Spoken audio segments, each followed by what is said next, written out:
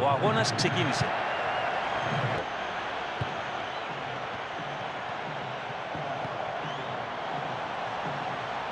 Σταματάει την επίθεση. Καλή επέμβαση μέσα στην περιοχή. Πρόλαβε την μπάλα εδώ. Συνεχίζει να έχει την μπάλα στην κατοχή του. Συρτό και δυνατό σου. Τα κατάφεραν. Και τώρα ο Ολυμπιακός περνάει μπροστά στο σκορ. Με το καλημέρα βάζει την ομάδα του μπροστά στο σκορ.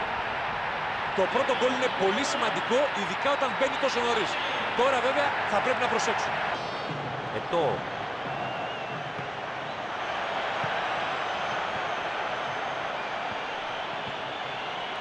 Συνεχίζει με την μπάλα.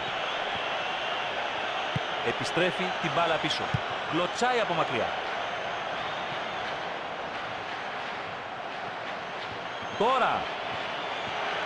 Δυνατότητα σέντρα στα άκρα. Τους περνάει εντυπωσιακά. Στην αρχή αναπτυχθήκανε όμορφα, αλλά στο τέλος το παρακάνανε.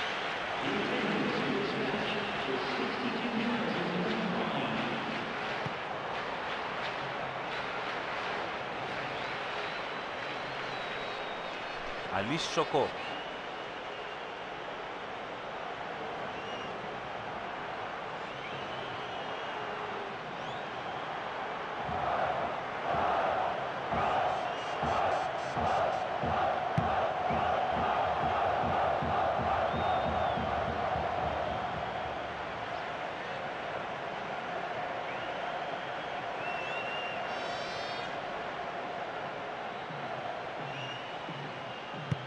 Και δίνει την μπάλα πίσω στον τερματοφύλακα.